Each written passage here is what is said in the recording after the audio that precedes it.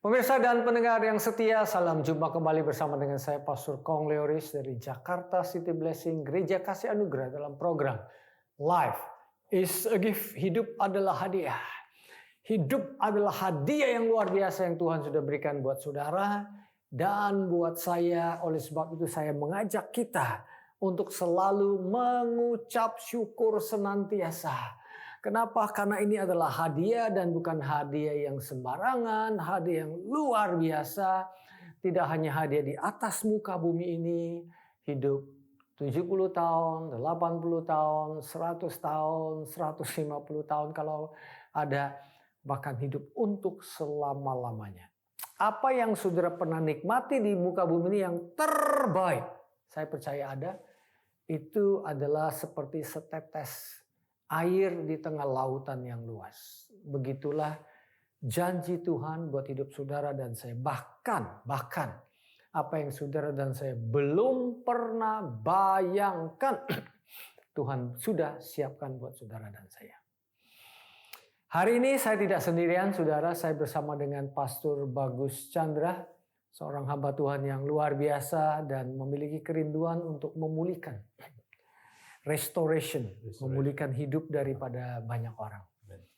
Pastor Bagus, welcome to our studio. Shalom Pastor Kong, terima kasih for having me on your program. Ini sesi kita yang kedua, Pastor Bagus. Tadinya saya berpikir setelah tadi kita ngobrol-ngobrol lagi, saya pikir yang sudah kita shoot di sesi sebelumnya itu udah lebih dari cukup, saya pikir ya. Tapi habis ngobrol-ngobrol, ada aja ide-ide baru. Jadi kita lanjutkan dengan sesi kedua nih. Masih di dalam topik yang sama, tetapi kedalaman yang belum kita gali bersama. Amin. Ya. Luar biasa. Itulah firman Tuhan ya. Betul. Ya. Kita bisa gali, kita bisa mendapatkan hal-hal yang luar biasa, pewahyuan yang luar biasa, dan akhirnya kita bisa menghidupkan. Karena prinsip dari firman Tuhan ya, bagi Pastor, kita harus pertama tahu. Ketika kita tahu, kita sadari bahwa kita ini sekarang misalkan yang kita bahas sekarang tentang righteousness, kita sudah dibenarkan, maka kalau kita tahu baru kita bisa alamin. Kalau kita bisa alamin, Pastor, itu berarti kita sudah bisa akses. Karena prinsip Tuhan itu adalah tujuan kita menerima segala kebaikan, melihat kebaikan Tuhan adalah supaya kita bisa adore. Banyak orang Kristen, orang percaya hidup hanya sekedar merasa takut. Kalau enggak, saya nggak diberkati Tuhan. Tuhan nggak mau. Tuhan mau kita adore. Makanya menyembah Dia, menghargai dia, menikmati keindahan Dia, terpukau oleh Dia. Ya.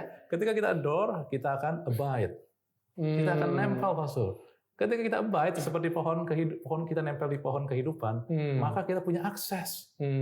Nah, inilah yang orang-orang mau punya akses tanpa abide, tanpa adore. Berarti ekspektasi kebanyakan orang tuh sebenarnya terlalu rendah ya? Terlalu rendah. Padahal Tuhan punya yang too high. Dan pertanyaan lagi, siapa yang bisa abide? Status apa yang bisa abide? Apakah seorang hamba, apa seorang anak?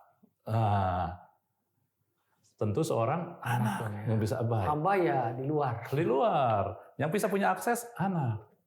Dan inilah yang kita juga kadang tidak menyadari. Kita tahu banyak orang percaya hidup dengan tahu, tetapi tidak menghidupkannya, Pastor. Sehingga tidak mengalami. Tidak mengalami. Saya sedang dengan istilah lingkaran. Kalau orang bilang ada lingkaran setan. Kalau saya ingin lingkaran yang Tuhan.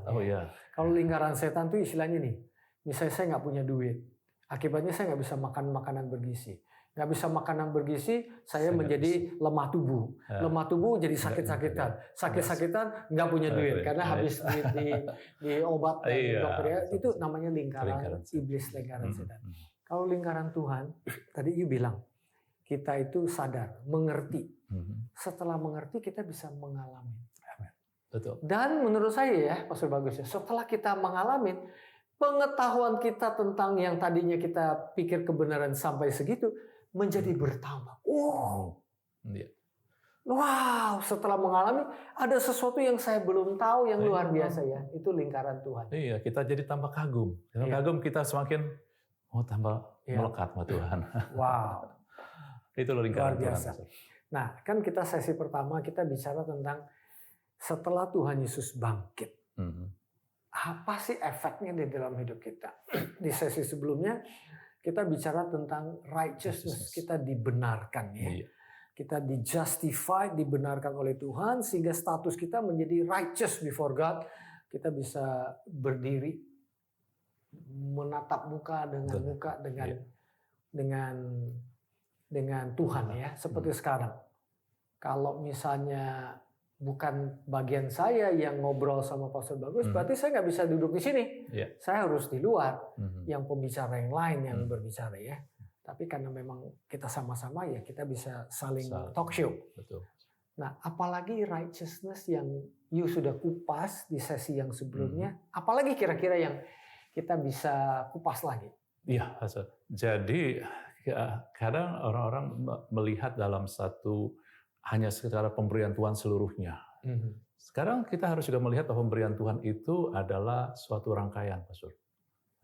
Kayak kita ngelihat di dalam firman Tuhan juga bagaimana aliran air dari bait Allah dalam Yeskiel itu semakin lama aliran itu akan semakin dalam. Demikian juga ketika kita menerima, kita menyadari our righteousness in God, kebenaran kita di dalam Tuhan, itu akhirnya kita bisa mengalami hal-hal lain lagi. Yang di dalam kita jadi Tuhan tidak hanya kasih kita righteousness, kita dibenarkan, tapi ada benefitnya, ada keuntungan, ada kelanjutannya ya. Ada kelanjutannya. Misalkan kita tahu kita anak Allah, tetapi kita bisa makan begini, Pastor. Kita punya anak 3, semua anak. Nah, tapi tidak semua itu bisa melihat ataupun mengakses atau mengekspresikan kebesaran daripada bapaknya. Bisa beda-beda, tergantung daripada kesadaran dia. Siapa bapaknya, bisa tergantung juga daripada juga bagaimana kedekatan dia dengan bapaknya. Dan inilah yang Tuhan juga mengundang kita. Untuk semakin dalam. Untuk semakin dalam dia. Dan juga kalau kita lihat kembali dalam Lukas 15 tentang perumpamaan anak yang hilang, kita masih di perumpamaan yang sama seperti sesi sebelumnya ini menarik sekali, Pastor. Karena Tuhan pertama memberikan jubah kebenaran. Kita dibenarkan. Jadi ceritanya si anak bungsu yang lari dari rumah, bukan lari karena apa, dia mau memfoya-foyakan hidupnya yang sudah dapat harta dari orang tua yang dia minta pada orang tuanya belum meninggal gitu ya. Refresh memori kita sebentar. Dia pergi ke luar negeri. Betul. Kemudian dia akhirnya habis duitnya. Long story short, duitnya habis, hidup melarat. Mau makan nasi goreng aja nggak bisa ya. Tadinya pesen nasi goreng 100 kasih sama teman-temannya ya. Semua bisa Semua bisa dibeli ya. Sekarang satu nasi goreng aja nggak bisa, makanya nasi daripada sisa-sisa binatang. Sisa-sisa binatang. Dan makanan babi lah. Makanan babi. Ampas babi. Iya. Nah, akhirnya dia balik ke rumah, and to his surprise, dia kaget. Papanya menyambut dia dengan tadi bilang jubah kebenaran ya. Iya. Nah, teruskan. Iya, jadi ketika diberikan jubah kebenaran, itu jubah yang termahal, jubah yang terbaik. Jubah yang termahal. Ya, jubah yang terbaik, termahal itu karena harganya mahal, dan kita tahu ya dalam Wahyu bahwa kenapa itu suatu jubah berharga, karena dicelup, dicuci, direndam di darah anak domba Allah. Itu Petrus katakan itu harga yang mahal, bukan dengan yang biasa, bukan emas perak yang bayar kita, tetapi dengan darah, precious blood of God. Kalau boleh saya tambahkan, itu jubah daripada Bapa di surga sendiri ya? Iya. Atau jubah daripada Tuhan Yesus sendiri? Jubah yang dibayar oleh Tuhan Yesus untuk kebenaran kita, Pastor. Dan untuk itulah dia harus mati. Kenapa dia dipakaikan? Karena bukan milik dia. Bukan milik dia. Kalau kita melihat bahwa anak yang kedua, anak sulung, ketika dia tahu bahwa anak yang bungsu ini diterima, dia marah. Dan dia bilang, dia sudah mengabdi sama bapaknya, tapi belum pernah bapaknya mengadakan pesta buat dia, mengizinkan dia juga untuk mengadakan pesta buat temannya. Jadi pola daripada anak sulung bahwa dia layak karena perbuatan dia, dari diri dia sendiri. Jadi anak sulung itu menghargai dirinya sendiri lewat ototnya. Lewat ototnya, perbuatannya. Lewat otaknya. Lewat otaknya. Lewat duitnya. Iya. Lewat apa yang dia bisa achieve. Apa yang disebut self-righteousness. Self-righteousness. Iya. Tetapi ketika anak bungsu itu nggak bisa lagi. Apa self-righteousness? Dia sudah bejat, dia sudah gagal. Dia sudah mempermalukan. Dan seperti yang kita sampaikan dulu, itu sesungguhnya kita. Nah, ketika itulah dia tidak bisa lagi, nggak ada yang membuat dia layak di hadapan orang-orang ataupun juga sekeliling dia. Dari perbuatan udah jelas-jelas ngaco.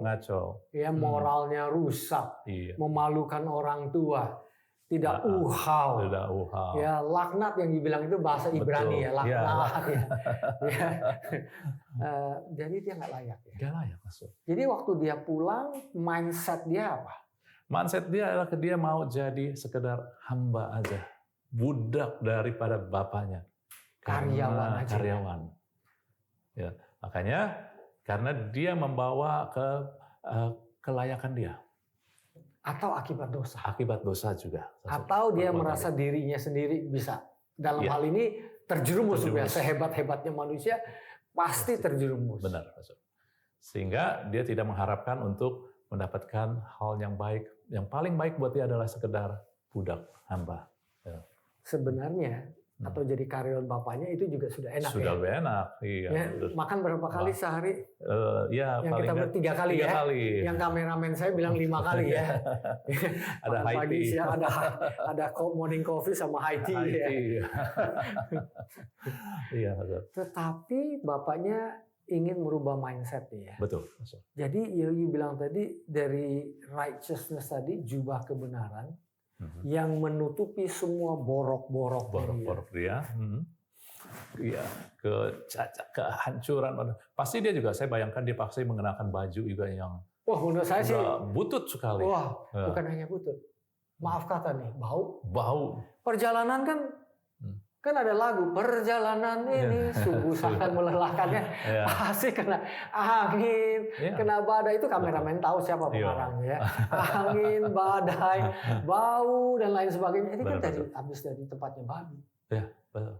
Jadi makanannya lengket, bau. Itu bau betul tuh. Dan babi itu dari bangsa Yahudi adalah najis. Itu juga simbol kenajisan ya? Kenajisan. Jadi tempat yang paling rendah itu sebenarnya binatang yang rendah buat orang Yahudi itu salah satu adalah babi, najis. Kalau sekarang dia mau makan dari makanan yang dimakan oleh babi ini. Jadi itu benar-benar betapa dalamnya dia jatuh dan sepertinya buat di mata tadi anak yang bungsu ini nggak ada jalan untuk dia bisa keluar dari situ semua. Nggak ada jalan untuk dia bisa dipulihkan. Tetapi puji Tuhan dia memiliki Bapa yang penuh kasih. Kasihnya nggak pernah berubah. Dan inilah adalah gambaran dari Allah kita. Wow. Kasihnya nggak berubah walaupun kita dalam keadaan apapun juga. Jatuh seberapa dalam pun juga. Pengampunan itu benar-benar. Ya, dia tetap mengasihi kita. Nah, dan bukan itu saja. Yang kemarin kita lihat juga bahwa kemudian sesudah jubah datanglah ring, cincin. Cincin menurut saya adalah suatu otoritas. Dan otoritas ini datang dari tempat yang maha tinggi. Seperti dalam Efesus 2 ayat 6. Bahwa setelah kita dibangkitkan di dalam Kristus, dalam Yesus, maka kita didudukkan bersama dia. Wow, a totally different mindset ya. Datang mengharapkan jadi budak. Bapak, terimalah saya sebagai karyawan kamu. Dengan ingat tadi yang makan 5 kali sehari. Itu saja sudah cukup bagiku ya. Iya. Wow, itu saja sudah cukup bagiku. Betul. Kalau banyak orang nih, kamu jadi karyawan, percobaan dulu. Ya, percobaan. Nggak dapat gaji dulu 3 bulan. 3 bulan. Karena apa yang telah kamu lakukan sebelumnya? Nggak boleh makan banyak. Ini ada apa nih, makan lagi kita ngomong nih ya. Tetapi bapaknya itu kasih the robe of righteousness. The robe of righteousness. Dengan kata lain, ininya dirubah ya. Diubah, Pastor. Mentalnya dirubah. Mentalitasnya diubah. Dan juga tentunya dengan cara ketika kita menyadari bahwa kita menerima kebenaran ini bukan karena kelayakan, tetapi karena kasih, seperti anak yang bungsu, Nah, Pastor, bayangkan, ketika anak yang busuk itu pulang dengan pengharapan tadi, dia akan jadi karyawan aja, lalu dikasihkan jubah, dikasih cincin, dikasih sandal. Bagaimana perasaan dia terhadap bapaknya? Pandangan dia terhadap bapaknya? Kagum nggak? Bingung nggak? Satu kata dari saya. Wow. Pasti wow. Atau dua kata. Amazing grace. Amazing. Ya, amazing. Kok bisa? Ya. Mungkin saya rasa dia cubit dirinya dulu. Saya Real? lagi mimpi apa enggak dia? Ya. Ya. Dan itulah kasih Allah buat Dan kita. air mata tuh. Air mata. Bukan air mata kesedihan, Ya. air mata sukacita. Sukacita.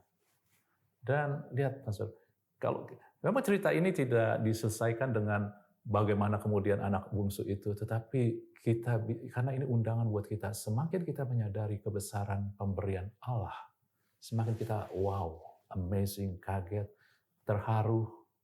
Hasilnya apa, Pastor? Kita mau menyenangkan hati Bapa. Menurut saya juga Pastor Bagus nggak perlu diselesaikan. Ya. Karena dengan baju itu, dengan ring itu, ya, dan dengan sendal, itu udah kesimpulan penuh kalau kita mengerti. Ya, Pastor. Ya, menurut saya itu udah kesimpulan bahwa anak ini yang mengharapkan diri menjadi karyawan, itu Tuhan itu dalam hal ini Bapak, diwakili Bapak itu memberikan otoritas sebagai anak. Ya. Tapi Pastor lihat bahwa Bapak ini nggak berhenti di situ aja loh. Jadi kalau kita bayangkan Bapak di dunia, kalau anak yang udah brengsek, udah rusak pulang, oke Bapak terima. Tapi biasa kita diam-diam.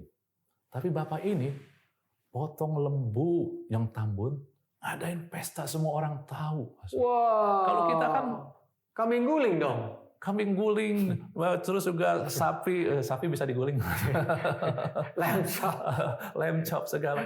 Tapi kalau kita ya anak yang udah enggak, anak yang gagal, berantakan, kalau dia pulang kita terima, tapi kita diam-diam nggak mau kasih umumin ke orang. Ini dia keadaan pesta, Pastor. You bisa bayangin nggak?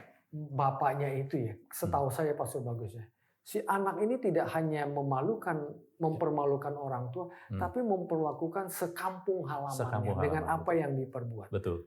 Jadi, you bisa bayangkan nggak kalau bapaknya itu memotong kambing, potong sapi, potong apa lagi ya, wah itu kampungnya akan pikir bapaknya agak sedikit ini ya. Betul. Mungkin bapaknya demensia kali, udah sakit ingatan ya, nggak bisa bedakan. Ini mungkin dipikir anak sulungnya kali ya. Ya, itu loh. Tapi bapak ini simbol daripada Bapak di surga itu nggak peduli. Nggak peduli. Dan itulah apa yang Tuhan. Kadang kita belum sampai memahami sepenuhnya hati Bapa itu. Dan pemberiannya itu yang luar biasa. Semakin kita menyadari, maka kita semakin bisa mengakses apa yang dia sediakan, semakin bisa mengaktifkan faith. Tinggal dia katakan begitu, Pastor. Iman yang bekerja ataupun dalam kata itu aslinya sebenarnya activate, iman yang diactivate by love. By whose love? His love. Semakin kita mengetahui kasih Bapa, iman ini makin aktif. Wah, makanya kita beritakan berita ini supaya pemirsa, pendengar yang setia, dimanapun mereka berada, imannya teraktif. Betul, Pastor. Jadi kita semakin berani akses Tuhan dengan keberanian ya. Betul. Ya, saya sendiri, you ngomong gitu, wah, ada sesuatu yang that's right. Jadi saya jadi ingat Ibrani 4 ayat 6 ya. Marilah kita menghadap tahta Allah Bapa itu, yaitu tata kasih karunia itu dengan sebuah keberanian yang luar biasa. Betul, Pastor. Untuk mendapatkan apa? Belas kasihan, kasih karunia. Nah, kalau kita balikin lagi, kita coba kita jadi anak itu, anak bungsu itu, Pastor. Sudah dikenakan nih jubah kebenaran. Statusnya sekarang anak. Anak. Sudah diberkati lagi dengan cincin, punya otoritas, dikasih sandal juga tanda. Itu juga bicara tentang posisi dia dan juga tentang juga firman. Tapi pasti juga sering teringat, aduh, aku kacau sekali dulu ya. Ada condemnation. Pasti kan begitu, Pastor. Ya. Ini salah satu hal yang menahan kita adalah condemnation, panah-panah. Kamu bodoh, kamu dulu pernah melakukan ini, dulu kamu itu nggak layak. Selalu kita ini hidup ini, dunia ini selalu penuh dengan condemnation. Iya. Nah, Nah, salah satu yang menahan kita dari mengakses berkat Tuhan adalah condemnation, penghakiman. Karena nggak berani, nggak yakin nih. Ini saya punya handphone misalnya ya. Tapi karena saya sudah berbuat salah, iblis bilang ini bukan kamu punya lagi, ya saya nggak berani ngambil. Betul. Ya. Tapi kalau saya tahu saya punya, aktif iman saya aktif, saya ngambil tuh. Ya. Nah, jadi condemnation itu membuat kita bisa nggak berani ya, Iya. mengambil hak kita. Nah, jadi juga yang menjadi masalah kenapa kita condemn, Pastor, karena kita dipermainkan di perasaan di hati kita. Kalau misalkan, kalau saya pernah melakukan hal yang aib, Pastor, pasti saya malu. Dan malu itu nggak pernah hilang. Ada nggak, memori itu nggak hilang. Dan itu mempengaruhi perasaan saya terus. Belum lagi si iblis yang membesar. Wah. Lalu ketika Tuhan mau berkati kita merasa apa saya layak. Nah, oleh sebab itulah banyak anak-anak Tuhan tidak melihat berkat Tuhan karena mereka mempercayai perasaan ataupun hati. Sedangkan Yeremia katakan hati itu licik, hati itu nggak bisa jadi pemimpin. Oh, hati kita nggak bisa ya? Jadi dengan apa? Firman. Jadi apa? Kebenaran. Firman kebenaran itu, Pastor, betul. Karena Yohanes katakan firman yang keluar itu adalah roh. Jadi roh dan hidup. Sebab itulah makanya orang percaya harus hidup by faith, not by sight. Karena sight kita terbatas. Betul. Emosi kita terbatas. Dan dipengaruhi dengan mudah. Nah, jadi itulah makanya kita harus mulai percaya apa yang dikatakan firman, saudara. Wow. Baru kita bisa melihat pemberian-pemberian Allah. Jadi kalau saya bisa rangkumin, saya nyambung nih sekarang nih. Si anak yang punya mental sebagai karyawan, pulang ke rumah, puji Tuhan ya, at least dia berani pulang lah ya. Dia dikasih kebenaran. Yang jubah yang termahal. Akhirnya dia jadi dengan itu dia dikasih status sebagai seorang anak. Kemudian dikasih cincin, otoritas sebagai seorang anak. Dan kemudian dikasih sendal yang hubungannya dengan kebenaran, firman Tuhan. Saya rasa itu yang merubah mindset. Benar. Tapi kalau dipakai perasaan lagi, dia merasa anak yang nggak berguna. Tapi anak yang hilang terus. Padahal di sesi yang sebelumnya ngomong bagus tuh. Itu menceritakan tentang kematian Tuhan Yesus untuk kematian kita, tapi Tuhan Yesus sudah bangkit. Anak yang dulu hilang sekarang sudah hidup alive. Betul, Pastor. Jadi kita tidak lagi hidup di dalam kematian. Saya suka pakai istilah gini. Jangan hidup di hari Jumat Agung. Hiduplah di hari Resurrection Sunday, di hari Minggu. Amin, Pastor. Betul. Artinya masalah-masalah kesuduka cita itu hari Jumat tuh. Betul. Ya, bisa dipikul salib. Kita hidup hari Minggu. Amin. Jadi saya melihat bahwa kita harus mulai belajar untuk bukannya keadaan yang mempengaruhi kita, tetapi kebenaran apa yang Allah berikan kepada kita itulah yang harus kita pancarkan. Anak bungsu ini mungkin secara keadaan dia malu tetap menghadap mata-mata orang yang melihat menuduh dia. Tetapi apa yang Bapa berikan itulah yang harusnya menegakkan dia. Demikian juga kehidupan orang percaya. Iya, ada lagu tuh saya ingat. Saya lupa lagu kata-katanya, istilahnya bukan apa yang saya katakan atau orang katakan tentang saya, tetapi I am what God says I am. Exactly, Pastor. Wow. Dan ini dimulai dari kebenaran. Dari kebenaran. Tuhan Yesus bangkit, memberikan kita kebenaran. Kebenaran itu lead kepada status kita dan firman yang mempengaruhi cara kita berpikir pada akhirnya. Makanya kita sharing firman Tuhan ini supaya pemirsa pendengar yang setia dimanapun mereka berada, waktu dengar kisah kita ini, cerita ini, pikiran mereka diperbaharui terus menerus. Ekspektasinya menjadi tinggi. Ya, Pastor. Jadi di dalam firman Tuhan dalam Roma 8 katakan bahwa there is no condemnation for those who are in Christ. Tidak ada lagi penghakiman, penghukuman siapa yang dalam Kristus. Tapi kalau secara perasaan kita sering sering kita gagal kepada Tuhan. Tetapi secara apa yang Tuhan berikan, Dia sudah berikan kita sebuah kebenaran bukan berdasarkan perbuatan kita. Perasaan kita mengingat perbuatan kita kemarin. Betul. Firman Tuhan mengingatkan kita kepada pekerjaan kayu salib buat kita ya. Betul. Amin. Keren. Iya. Pastor Bagus, abis kita ngomong ini, bisa nggak Pastor Bagus doakan pemirsa pendengar yang setia dimanapun mereka berada, supaya terus firman Tuhan itu masuk ke hati yang terdalam, merubah mindset kita. Betul. Ya. Silakan. Ya, kita berdoa saudara semua. Bapa di surga, kami bersyukur bahwa pemberian-Mu tidak pernah hal yang kecil, sepele, tapi pemberian-Mu selalu yang terbesar. Dimulai dengan apa yang Yesus berikan buat kami lewat jubah kebenaran, kebenaran Tuhan Yesus sendiri. Bukan kebenaran berdasarkan perbuatan kami. Tuhan, Roh Kudus, Allah Roh Kudus, bukakan, ajarkan kami mengenal kebenaran ini, sehingga kami semakin mengetahui pemberian Allah yang luar biasa, bahwa kami telah dijadikan anak bukan karena perbuatan. Dan biarlah juga terus oleh kasih dan anugerah Tuhan, firman Tuhan semakin terbuka sehingga mengubah pola pikir kami.